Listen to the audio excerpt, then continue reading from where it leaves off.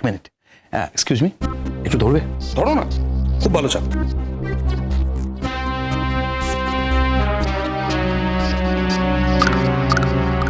এক সেকেন্ড।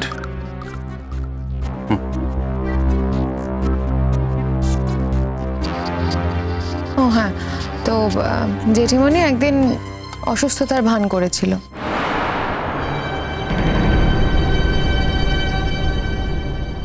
এবার মানে সমস্ত দায়িত্ব জেঠিমণির দেখভালের মানে টেক কেয়ার করার সমস্ত দায়িত্ব গিয়ে পড়েছিল মোহরের ওপর। তো মোহর যখন জেঠিমণির দেখাশোনা করছিল মানে যেটা বললাম, তো তখন দিয়া ময়ূরী জেঠিমণির আলমারির সমস্ত গয়না নিয়ে গিয়ে মোহরের ঘরের আলমারিতে রেখে আসে।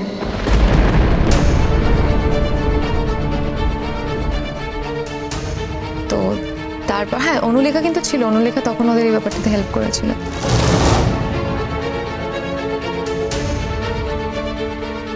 তারপর কি বলে ওটাকে, ওই মানে গয়না তো আলটিমেটলি পাওয়া গেছে মোহরের আলমারি থেকেই। মোহর এবার মানে সাংঘাতিক একটা প্যাচে পড়েছে।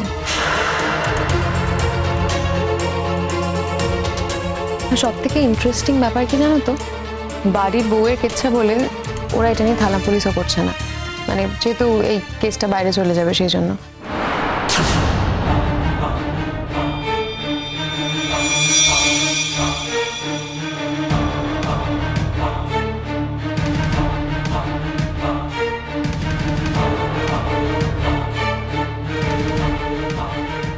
কি চেনা লাগলো?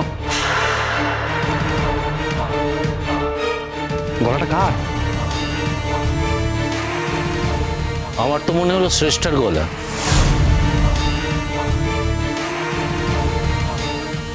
আই এম প্রিটি শিওর এই গলাটা শ্রেষ্ঠার।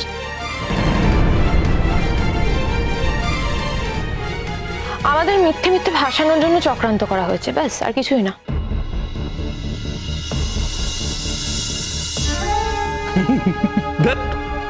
আমি কি করে কিছু করব? আমি তো কিছু করিনি। এই গলাটা কি আমার নাকি? এই গলাটা একদম স্যার ঠিক বলেছেন, শ্রেষ্ঠা। তো আমি অবশ্য নিজে কেসটা নিইনি। আমি চাইলে অবশ্য কেসটা নিজে নিতে পারি, জানেন ম্যাডাম। স্যার, কেসটা নিজে নেওয়া যায়, সেটাকে বলে সুমোটো কেস। আমি সেই সুমোটো কেসটা পুলিশের তরফ থেকে করছি না। শ্রেষ্ঠা আমাকে কথাগুলো শেয়ার করেছে, আমি কোনো রিস্ক নিইনি, একদম রেকর্ডিং করে ফেলেছি। আসলে হয়েছে কি, এই দুটো পুচকি গিয়ে শ্রেষ্ঠাকে সবটা শেয়ার করেছে। না, এটা একদম মিথ্যে কথা, ডাহা মিথ্যে কথা। এটা একটা স্ক্যাম, আমাদের ইচ্ছে করে ফাঁসানোর জন্য এটা করা হচ্ছে। ও, তো গলাটা কার? আমি কি করে বলবো? না, এই গলাটা জানি না, কি করে জানবো এটা কার গলা? জানি না আমরা। এই শ্রেষ্ঠা ম্যাডাম তোমাদের ক্লাস করান, এই গলাটা সেই গলাটার মতো লাগছে না?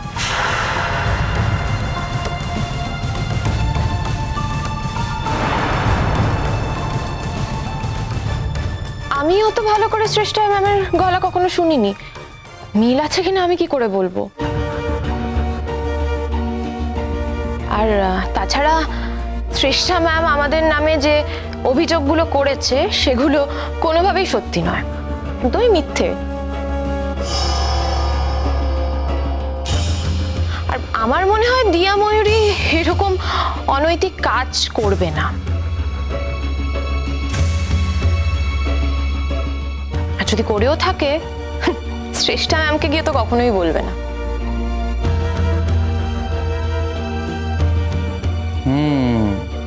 এটা কিন্তু খুব মজার ব্যাপার।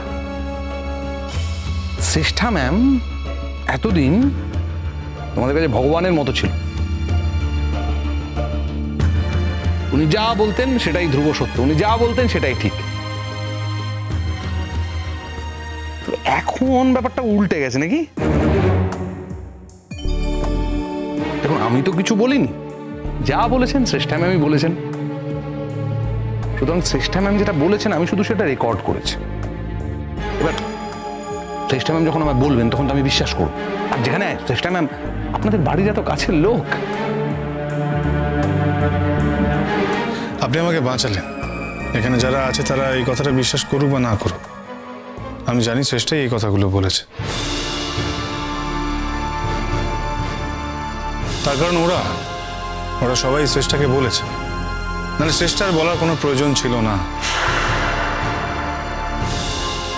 তবে কি জানেন শঙ্খ, এই গোটা ব্যাপারটার মধ্যে ওরা শ্রেষ্ঠাকে ইনভলভ করে। এখন বাড়ির মধ্যে একটা গ্রুপ হয়েছে, কি তাই তো? এই অনুলেখা আর এই দিয়া আর এই পুচকি ময়ূরী, এই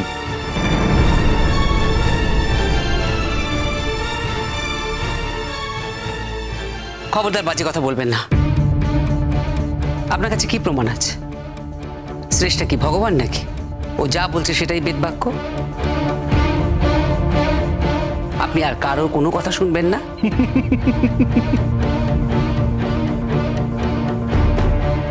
হাসছেন কেন আপনি? আপনার হাসির মতো কি হলো এটাই তো বুঝতে পারছি না আমি। না, আপনার কথা শুনে খুব হাসি পাচ্ছে। শ্রেষ্ঠা তো একটা সময় ছিল যে সময় ন্যায়ের দেবী ছিল। শ্রেষ্ঠা যা বলছে সত্যি কথা বলছে, শ্রেষ্ঠা যা করছে ঠিক কাজ করছে। এখন শ্রেষ্ঠা জীবনে প্রথমবার একটা ভালো কাজ করেছে, তাতেই আপনাদের সব ধারণা পাল্টে গেল, শ্রেষ্ঠা উল্টে গেল। দেখুন, এটা তো প্রথমবার ঘটছে না, তাই না? আপনারা তো এই প্রথমবার মোহরের জীবনে কোনো সমস্যা ক্রিয়েট করার চেষ্টা করছেন এমনটা নয়। এর আগে বহু সমস্যা ক্রিয়েট করেছেন। মোহরের পরীক্ষার সময় পরীক্ষা যাতে খারাপ হয় তার জন্য চেষ্টা করেছেন, কি তাই তো? বিচ্ছু দুটো। এই সমস্যাটা আপনার ক্রমাগত ক্রিয়েট করে গেছেন। তাই লাস্ট ভেবেছিলেন যদি গয়না চুরির মতো একটা ঘটনার দোষ মোহরের উপর চাপিয়ে দেওয়া যায় তাহলে বোধহয় শঙ্খ মোহরকে ছেড়ে দেবে। একটা ব্যাপার আপনারা বুঝতে পারেননি, জানেন তো? সেটা হচ্ছে ওদের সম্পর্ক। শঙ্খ আর মোহরের সম্পর্কের গভীরতাটা আপনারা মাপতে পারেননি। তাই ভেবেছিলেন গয়না চুরির মতো একটা তুচ্ছ ঘটনাকে কেন্দ্র করে শঙ্খ আর মোহরকে আলাদা করে দেবেন, যেটা আর হলো না। কার সম্পর্ক কতটা গভীর সে ব্যাপারে আমার কোনো আগ্রহ নেই। তবে হ্যাঁ, এইভাবে আমার বাড়ির মেয়েদেরকে ফাঁসানোটা অন্যায়, অনৈতিক। হ্যাঁ, শুনেছি আপনার সঙ্গে এখন শ্রেষ্ঠার একটা সম্পর্ক তৈরি হয়েছে, গভীর সম্পর্ক। কানাঘুষো এসব কথাও আমাদের কানে এসেছে। আর সেই সম্পর্কে দৌলতে আপনি শ্রেষ্ঠাকে ব্যবহার করে আমার বাড়ির মেয়েদের বদনাম করতে চাইছেন। অফিসার, আমরা কিন্তু আপনাকে অফিসিয়ালি কেসটা হ্যান্ড ওভার করিনি। এ ব্যাপারে আপনার মাথা ঘামানোর কোনো প্রয়োজন নেই। 100 বার মাথা ঘামাতে পারে। তোমরা হ্যান্ড ওভার করোনি, কিন্তু আমি যে হ্যান্ড ওভার করবো না তার তো কোনো গ্যারান্টি নেই তোমার কাছে।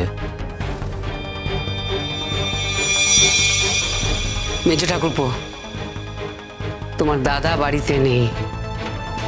তোমার দাদা যদি আজ শুনতে পেত এই কথা।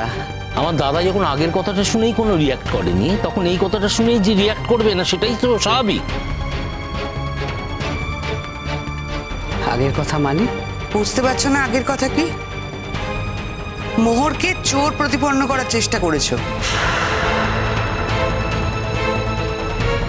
সেই সময় যদি দাদা একটু অনেস্টি দেখাতো, সত্যি করে মোহরের পাশে থাকতো, মোহর একটা সাপোর্ট পেত অন্তত। রিয়াকশন তো হয়নি, উল্টে এই বাড়ির সকলে বিশ্বাস করেছে যে মোহরই এই কাজটা করেছে। সত্যের বিচার ঠিকই হয় ছোট মা, যা সত্যি তা কবর খুঁড়েও ঠিক বেরিয়ে আসে। যেমন মোহরের সত্যিটা ঠিক এইভাবেই বেরিয়ে এসেছে। আমি তোমাকে বলেছিলাম না, তুমিও বলেছিলে মোহরকে যেভাবে ফাঁসানো হচ্ছে সেটা অত্যন্ত অন্যায় হচ্ছে। আর এই বাড়িরই কেউ এই কাজের সঙ্গে যুক্ত আছে। হ্যাঁ, আর আমার সব থেকে দুর্ভাগ্য যে আমার মেয়েরাই এই কাজের সঙ্গে যুক্ত রয়েছে।